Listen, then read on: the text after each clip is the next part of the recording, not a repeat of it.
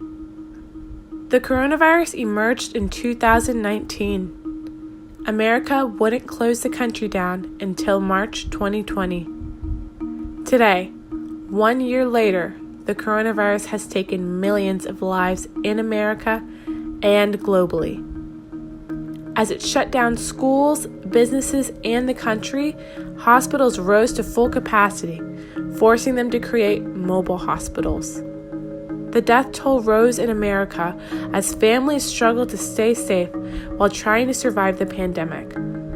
Today, 1 year later, America is still struggling to come back from the devastation and destruction that the coronavirus caused in America and around the world.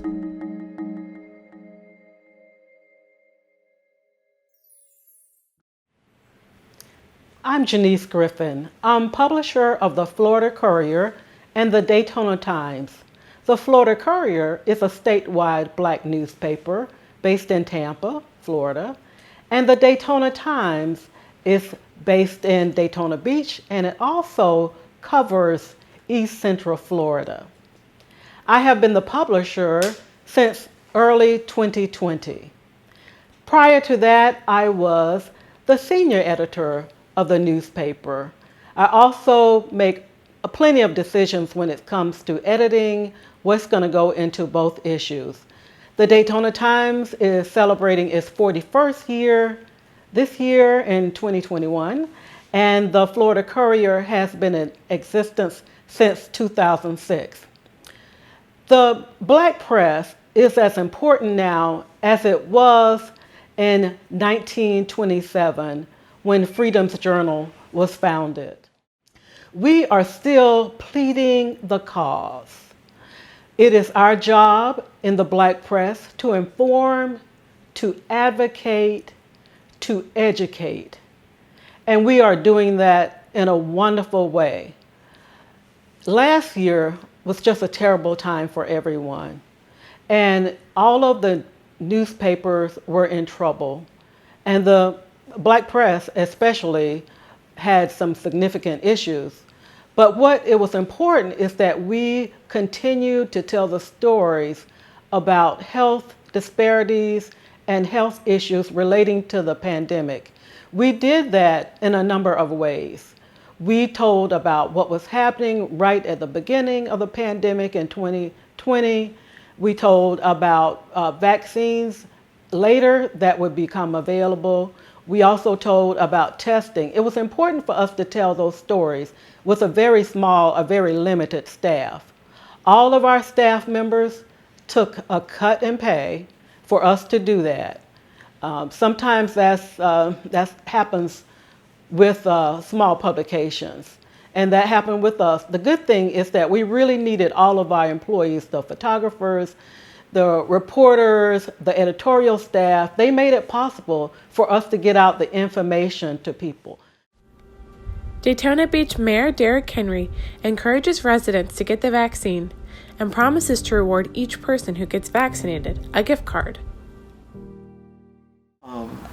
Can you tell us a little bit about your leadership and leading the city of Daytona Beach back into its normal states coming through the coronavirus?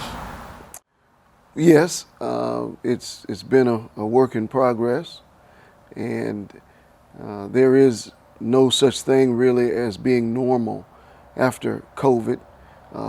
The biggest thing that I think I have tried to do as an educator and as mayor is to teach our citizens how to respond to COVID, to educate them as it relates to the various resources that have been available to helping them to deal with the financial strengths and constraints and restraints that they have had to face during COVID. You have a lot of agencies that have received funding to assist residents. So a lot of what I've tried to do is to make sure that I have promoted all of the information. Here recently, the county received $20 million or put forth $20 million to help residents with their house and residence payments. And so I made sure that I promoted that and put forth a lot in social media. And as we are beginning to see increases in COVID, in terms of the cases rising, currently involved in a project with the city staff where we are giving out free, well, not free, but we're giving, if you get vaccinated, we're going to give folks a gift card to Walmart. And then we're going to come back, and that includes if you get vaccinated once, twice. If it's twice, we'll give you one for each vaccination. Then we're going to come back maybe next month or later in August, and we're going to partner with small restaurants, local restaurants here in town, that if you get vaccinated between a certain period of time, we will give you a gift card to those restaurants. So the goal there is to promote vaccinations and to support local small businesses. So we feel like we can kill sort of two birds with one stone by supporting our businesses and getting folks vaccinated.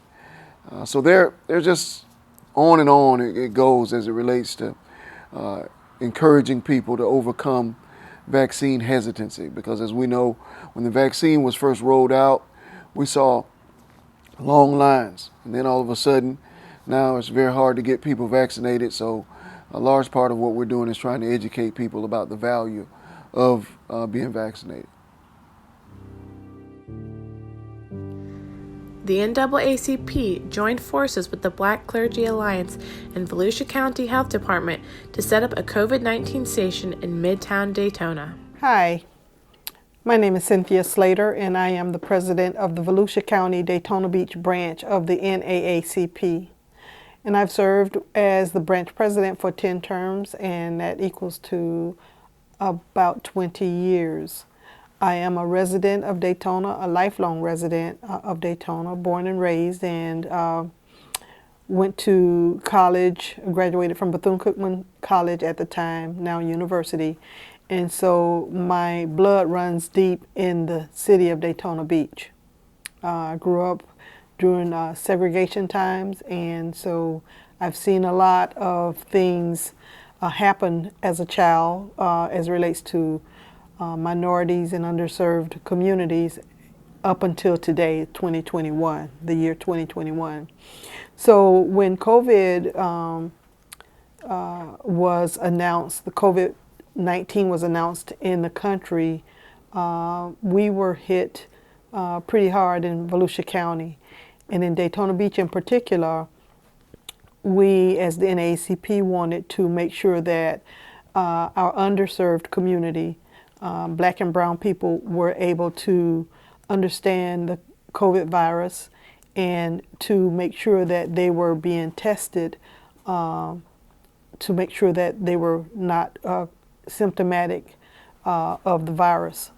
And so we partnered, the NAACP partnered with the Black Clergy Alliance, the Daytona Beach, City of Daytona Beach, the Volusia County, as well as the emergency management team in Volusia County. And what we needed to do was to identify a place, a facility in the underserved community in order to reach those individuals who did not have transportation and who were basically reluctant to receive the COVID test. So we were able to secure a city facility, Midtown Cultural Center, right in the heart of the Black community. And we were able to assemble a team from the NAACP, the Clergy Alliance, Emergency Management, the County of Volusia, and the City of Daytona to get the word out to our people. Daytona Beach Police Chief Jakari Young speaks on shutting down Bike Week and the crime rate in Daytona Beach during the pandemic. All right, Chief Young, what was it like during the coronavirus pandemic, dealing with the community, especially coming in from the beginning of the pandemic to the end? Because I know a lot of people didn't initially want to deal with the social distancing and masking guidelines. What was that like? So it was a interesting challenge, and it was challenging because this is the first of my career. Like, I've never dealt with a pandemic, especially a health pandemic. Usually we're used to dealing with things directly affecting us in our day-to-day duties and responsibilities, but when you speak about a health pandemic, it was like, okay, how do we continue to do our jobs throughout the pandemic? So first was, we're no good to anybody else if we can't first keep ourselves protected. So what, personal protective equipment did we need? And that was the first hurdle of COVID, was because we were not prepared. I don't think any agency in the country was prepared because we didn't expect it. This was something that we were monitoring, and we're trusting media outlets, and they're covering, what's happening over in Asia, and now all of a sudden it's upon us. And, I feel like it happened so fast to where we had to get in line with every other agency just as far as getting personal protective equipment, because myself, I was a deputy chief at the time.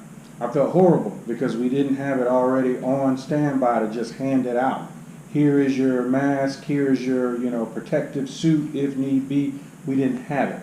So we had to formulate a plan to where I didn't want anybody going into anyone's home. I wanted them to advise dispatch when they came on scene, and then have the folks meet them out in the driveway or in the front yard, out in the open air, do your best to social distance, and then get whatever information is or take whatever report that led to us being called to the location. The bigger challenge was, you got to remember, when it hit us, we were in the middle of Bike Week.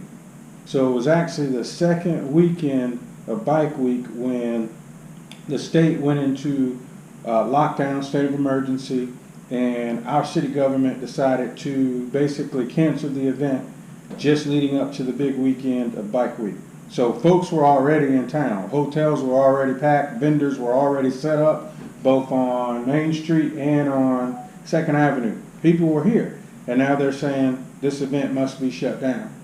So that was a challenge for me, because we had to go to, say, Ms. Turner Hines on 2nd Avenue, who's the head of the Merchants Association, say, Ms. Hines, shut down. You can't do it this weekend. And just the heartbreak, because they lost money. They lost a lot of money. They understood it. It's a health pandemic, so they understood it, but just for them to lose that revenue for that weekend, that was a big hit for them. So then there's always the struggle with, you have some that don't want to comply. We had a couple over on Main Street, a couple businesses decided that they didn't have to comply. We had to get code enforcement involved. They were hit with sanctions, and they had to pay fines, and they lost this year. I believe they couldn't set up anything outside because they didn't comply the first, when the state of emergency first went into effect, they failed to comply. So it was just a lot. It was a lot.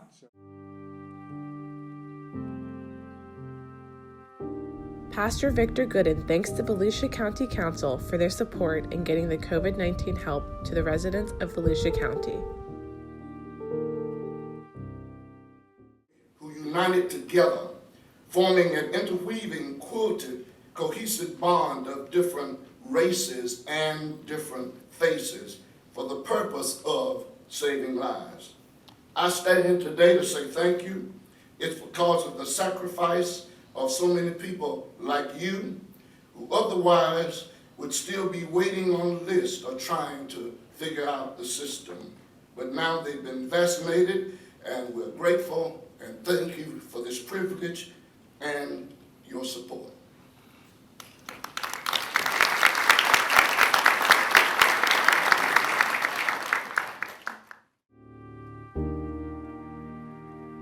Daytona Beach City Commissioner Danetta Henry speaks on getting the residents of Daytona Beach support during the COVID-19 pandemic. Hi, my name is Danette Henry. I am the Zone 5 City Commissioner for the City of Daytona Beach. Thank you for having me. During the coronavirus,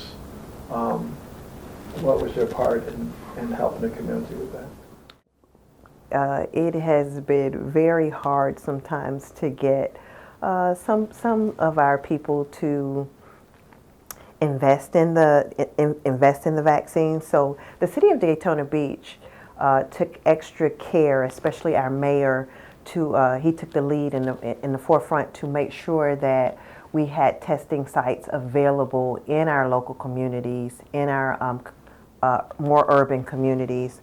I know our commissioner in our Zone 6 commissioner, she was very helpful in making sure that the residents in her area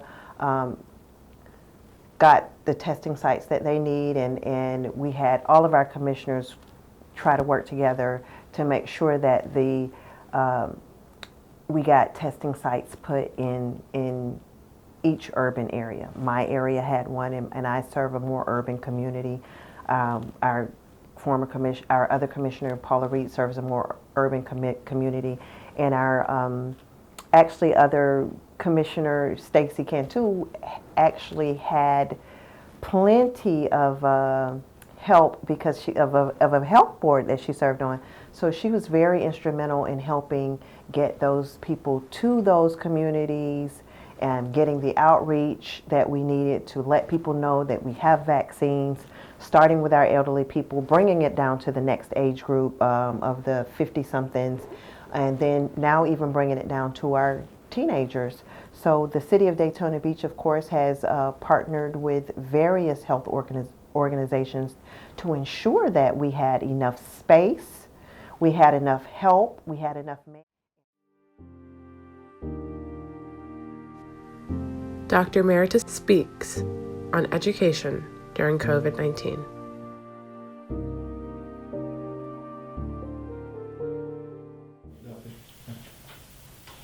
Good morning, Duane. Thank you for the opportunity to serve as part of this project. I'm Professor Emeritus at Daytona State College, a professor in the School of Humanities and Communications for 37 plus years. And I must say, an education is very, very important to the lifeblood of global society.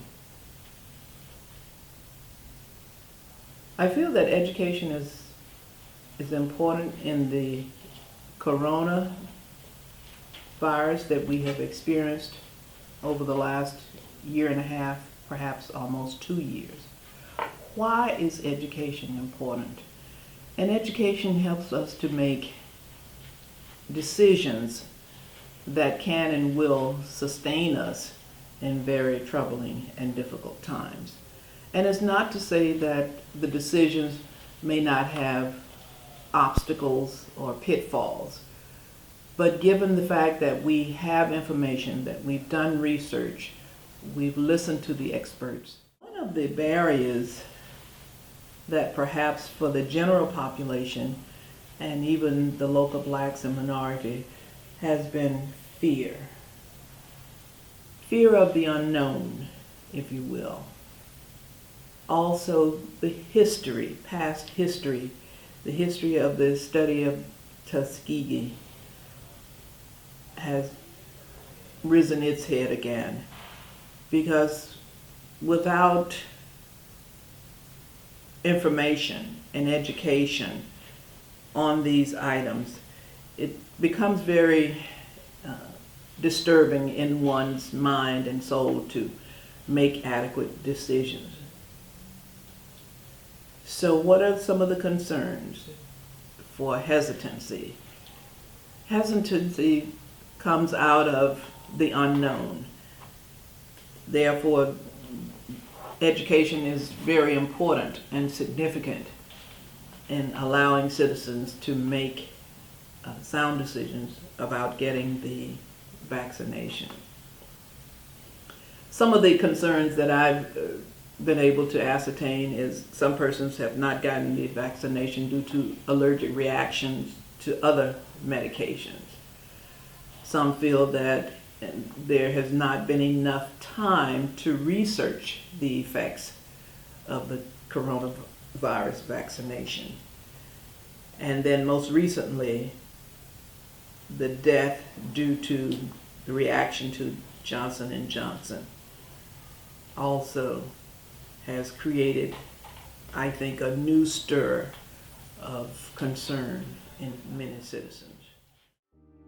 Vincent Taylor speaks on the challenges educators face during the COVID-19 pandemic. First question I want to ask is, how has teaching in person to transitioning to teaching online been? For me, it was definitely a transition that I had to get used to. And not only just me, but my coworkers as well, because we switched from totally being immersed in the classroom with the students to something that was different to a lot of people, which was teaching virtually.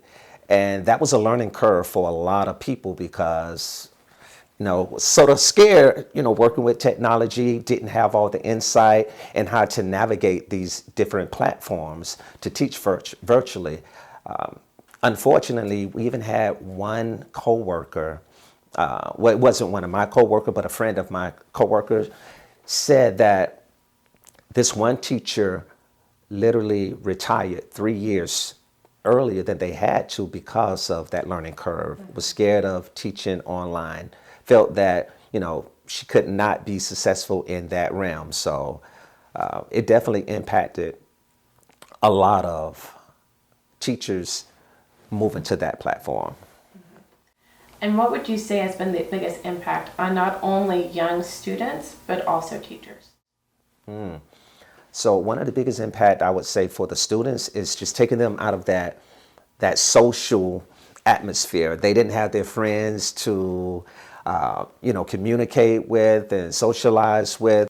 That had a huge impact on them.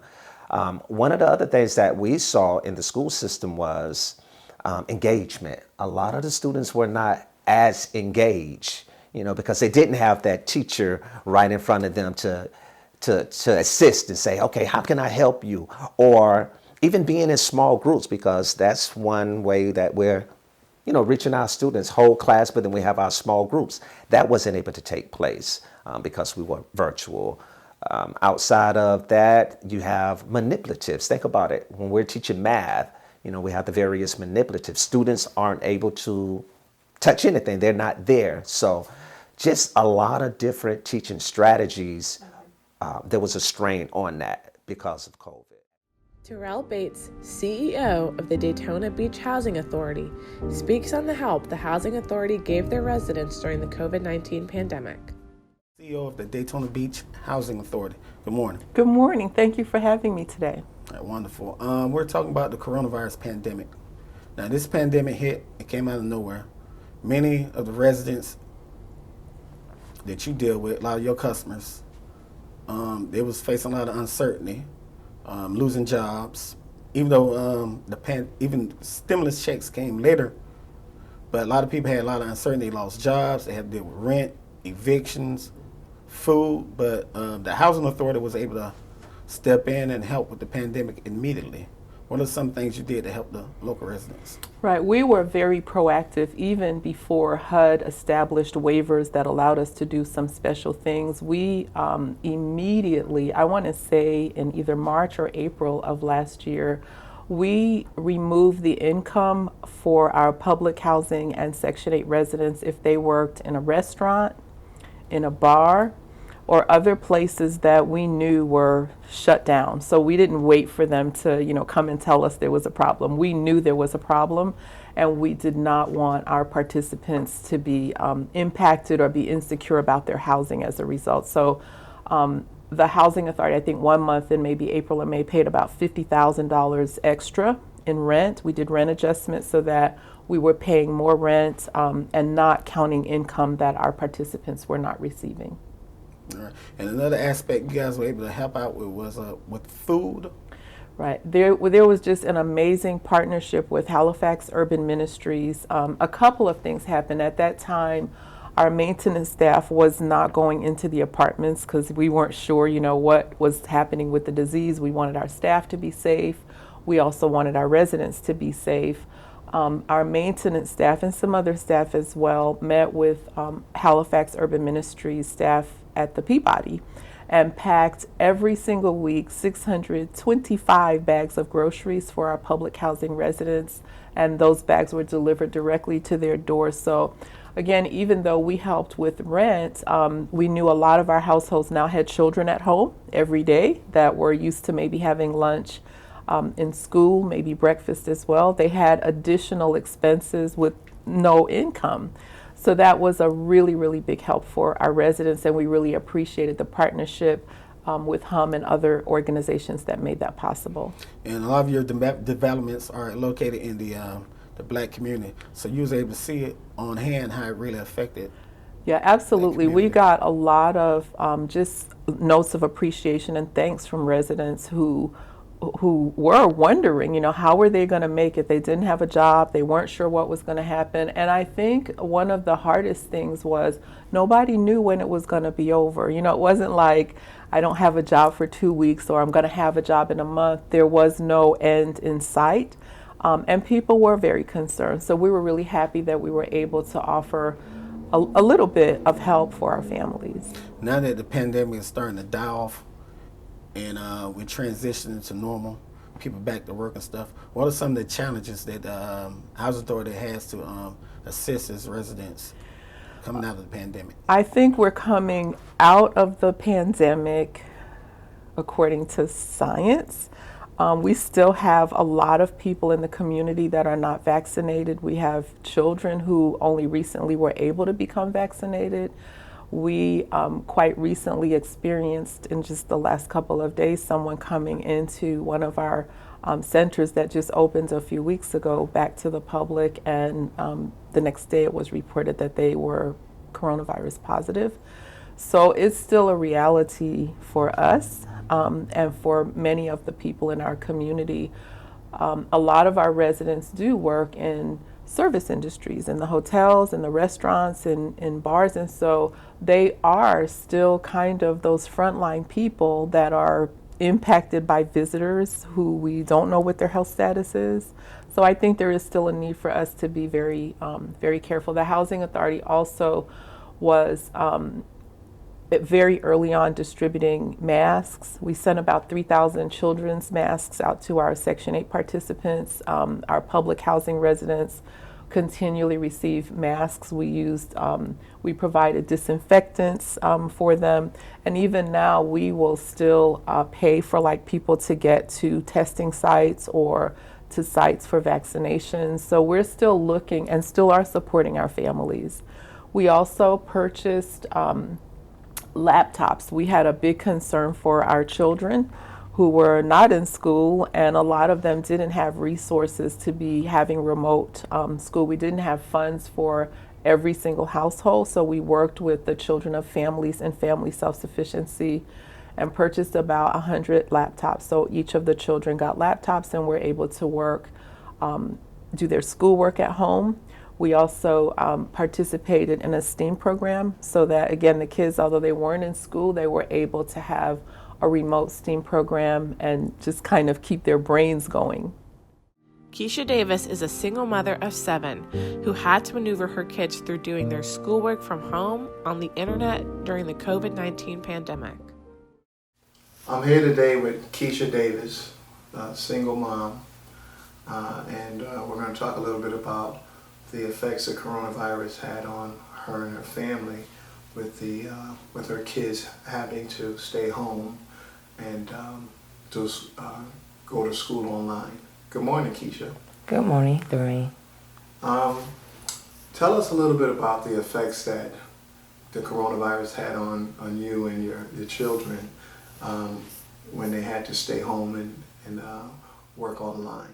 They went from A and B students to getting D's and F's on regular common things that they already had no, especially like reading. They know how to read, math. And I think the problem came in to where it was a group settings in the classroom, but the teachers was only allowed to test kids one-on-one. So, how would you say your kids' focus were when they had to, work on a computer 5-6 hours a day from home? And what effect did that have on you as a mom? Well, the focus was not really a focus because they had too much time to play around with the internets and play games with their friends. When the teachers have to go out and text one student, she gives the students an assignment to do and tell them they have free time, they can do this into a certain time, just keep coming back and checking. Well, within that meantime, them kids is connecting with the other students and they playing games the whole time. So by the time the teachers come back, they still playing games with their other friends and they don't realize the teacher done came back, and then they getting lost in their assignments, and then the teacher got to keep repeating the same thing, not to one student, but to multiple students. And for me as a parent, it got really frustrating because I have 7 kids in the house that I have to monitor, and every time the teachers go on break or tell them to do something, everybody playing games with their friends. Dr. Leslie Williams informs the community on the importance of following the guidelines for staying healthy during COVID-19. My name is Dr. Leslie Williams. I am a family medicine physician in Ormond Beach, Florida. Thank you. So I'm going to ask you a few questions. What have you found to be the most significant barrier to the local Black community, minorities, and perhaps people in general to get the vaccine? I believe that the most significant barrier to getting vaccinated is related to fear or hesitancy regarding some of the possible adverse reactions that are known with the vaccine. So we are aware that the Moderna and Pfizer vaccine both cause muscle aches, soreness at the injection site, potentially fever, chills, nausea, and headaches. Those side effects are well documented and expected, particularly with the second vaccine of the series. Some folks do not want to get the vaccine for concern that they may experience those side effects, and that is similar to some of the hesitancy that I, as a healthcare provider, have noted in regard to vaccines like the flu vaccine. Additionally, when we go back to April of this year, so April 2021, there was some hesitancy regarding the Johnson vaccine, and that hesitancy revolved around fear of risk for getting a DVT, which is a blood clot. So there was definitely some hesitancy regarding short-term effects from both vaccines, all 3 vaccines. That being said, there are also concerns regarding long-term effects from the vaccines, and those have not been well documented. Those are purely speculative from the community at large.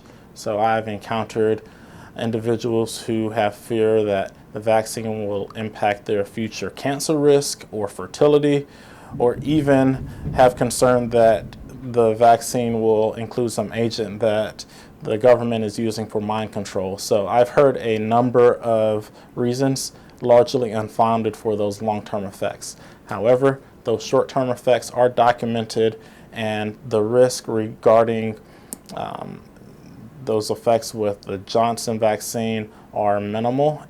The effects that are noted with the Pfizer and Moderna vaccine are minimal as well, and the risk of getting COVID greatly outweighs the adverse effects noted with getting the vaccines. In your opinion, how has Volusia County addressed the hesitancy in Black and brown residents to get the vaccine? One of the local radio stations has broadcasted multiple PSAs regarding vaccine information and has addressed some of the barriers and concerns that minorities and the community at large have faced regarding getting vaccinated. So of all the vaccines that have been administered, what percentage were given to African Americans and minorities? The initial study that the CDC conducted to track those who were being vaccinated looked at those vaccinated within the first month of it becoming available. At that time, only half of the individuals who were given the vaccine reported race. And so there will be limitations with regard to how that particular set of individuals would carry over to the general population. However, it is interesting to look at, kind of assess who received the vaccine at that time. Within that first group, elderly individuals, healthcare workers, those with high-risk conditions were prioritized. And so it was not a good representation of the U.S. population at whole. However, if we look, 11% of those who received it were Latinx, 5% were African Americans, 7% were majority white individuals. If we look at more recent data regarding who has been vaccinated, it is not as easy to track the race of individuals who are vaccinated. What I can say is that those who are older in the population have higher rates of vaccination. So those over age 50 have a 75% vaccination rate, and the younger the population, the younger the individual, the lower the vaccine rates. Again, race is not something that is readily available in these groups, but I can say that there is hesitancy with getting the vaccine among individuals of all races. And I know that because the vaccine rates are continuing to decline if we were to track the number of vaccines given per day over the last 2 months. And so at this point, the population on average in Florida is slightly above 50%. That statistic is mirrored by the Volusia County population as well. And so we do have a little bit more work to do in regards to getting the vaccine out to everyone.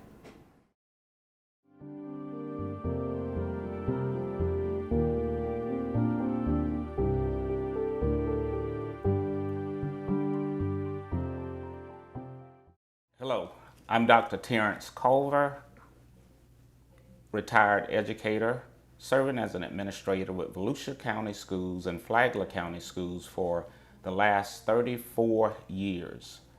I am currently the president of our local Beta Delta Lambda chapter of Alpha Phi Alpha Fraternity Incorporated, located here in Daytona Beach. One of the questions that I will be speaking of tonight would be, what have we found to be the most significant barriers to local blacks and minorities in general to get the vaccination, and what we have done as a chapter to assist our community? Well, first of all, we have done research, and we have gone out and went into the communities to make sure that we are providing students or people with the detail of the vaccination, as well as providing transportation and getting them signed up through local organizations that have been sponsoring the vaccinations. We continue to do this even though the vaccinations have slowed down, the numbers have slowed down, but we continue to do it through our local chapter. We started out there making sure that 100% of our local chapter was able to receive the vaccination. From that point, we went out and we reached out into the communities. I walked the streets in my neighborhood, making sure that I reached the elderly and made sure that I got them signed up, because some of them were having problems getting logged in. And I was able to make phone calls and get them signed up, and most of my neighborhood has received the vaccination. Some other things that we are doing within the community to help during this crisis, we are working at food drives. I personally worked over at the Ocean Center, where we distributed thousands and thousands of bags of groceries to the community. Alpha Phi Alpha has also sponsored a food drive where we gave away tons of food to drive-bys, and this was just a couple of weeks ago. So we want to make sure that our community is being fed as they are dealing with these problems of not having adequate jobs or adequate food to help them survive. We do a lot of research. One of my vice president, Brother John Huger, he's out. Brother Dr. Chester Wilson, he's out in the community. He runs an infectious disease agency. Genesee Robinson speaks on educating young voters in Volusia County during the COVID-19 pandemic. All right, I'm sitting here with Genesee Robinson, a political consultant, and he's also the regional coordinator for Equal Ground. Now, in 2020, when the coronavirus pandemic hit, from a political standpoint, what did you see happening in the community from a political standpoint? In 2020, when we were experiencing the COVID pandemic, it was really a mixed reaction to how that impacted our community. In the obvious way, it impacted our community in the fact that many people were sick, lost their lives, and really shaped the political discourse that was going on as it relates to the response to COVID, how we were managing the situation. But also, as it related to the campaigns, it really shifted the operation in terms of how campaigns function, operated, and really ran their day-to-day operation. And so many campaigns had to pivot, find new ways to reach voters, find new ways to engage, and it was a challenge for many campaigns to sort of navigate that. But I think for the most part, it was an experience that we all made the best of the situation that we found. How much did the pandemic affect the election itself, the outcome, the participation? Well, fortunately, due to the ability to vote by mail, it didn't impact it as much as was initially thought, because tons and tons and tons of people elected to vote by mail this year. So much so that it was the greatest number of people who decided to vote by mail was in 2020. And so obviously, like I said, it had an impact in terms of people being able to go out, go to the polls and stuff like that. But a lot of people shifted, decided to vote by mail.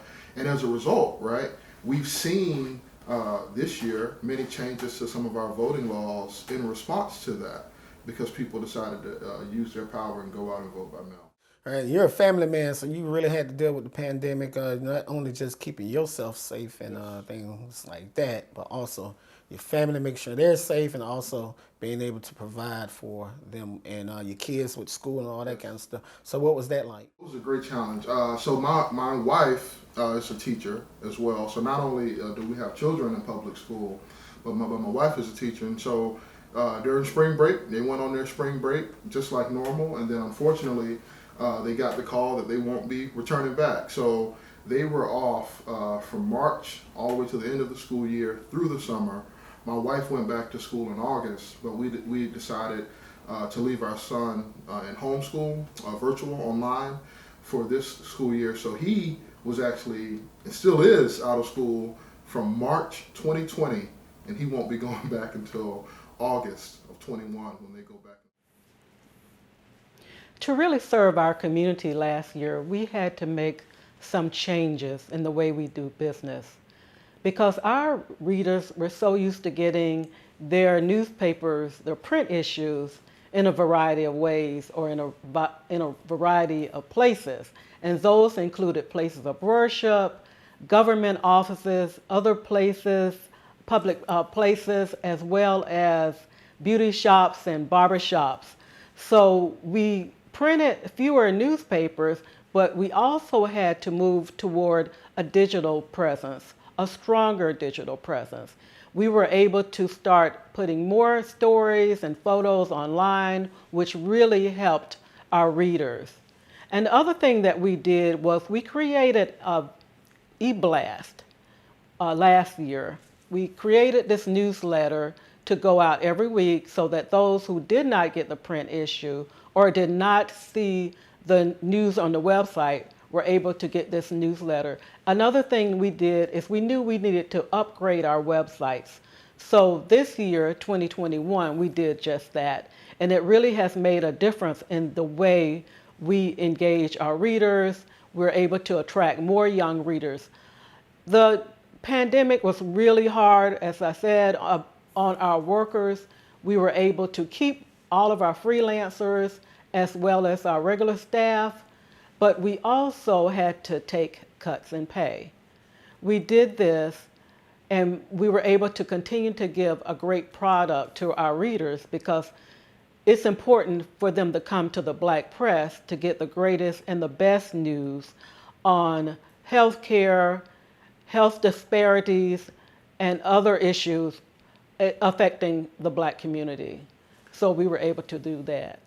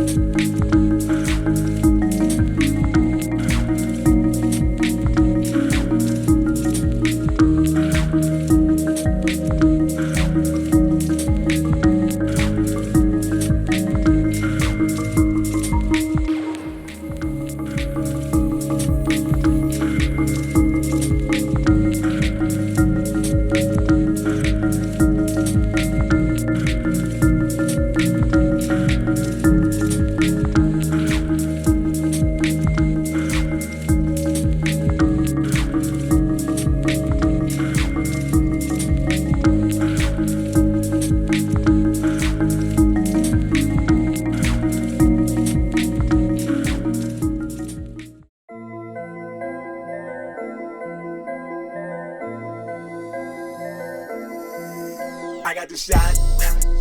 I got the shot. Oh yeah. Go get the shot. Go get it. Go get the shot. Go get it. I got the shot. I have to get my COVID vaccine. Protecting all my friends and family. I got the shot. I got the shot. Oh yeah. Go get the shot. Go get it. Go get the shot. Go get it. I got the shot. I have to get my COVID vaccine. I ain't trying to die from that disease. No, son, not me. Corona is spreading again. Killing my family and friends. Deadly, just like a sin. We got to bring this virus to an end. I got the shot. I got the shot. I got it quick. I got it quick. Go get the shot. Go get the shot so you don't get sick. So you don't get sick. I'm looking out for your life. You matter. You should be doing the same. You shouldn't believe all that hype. Cause COVID ain't playing no games. The enemy sent the disease. But you wanna blame the Chinese. Rafa sent the vaccine. Go get the shot. I'm begging you, please. I'm begging you. You say you walking in faith. Without no mask on your face. What's up? Why don't you try to be safe? Unvaccinated, yo, what a disgrace. Corona is spreading again. Killing my family and friends. Deadly, just like a sin. We got to bring this virus to an end. I got the shot. Oh yeah. Go get the shot. Go get it. Go get the shot. Go get it. I got the shot. I have to get my COVID vaccine.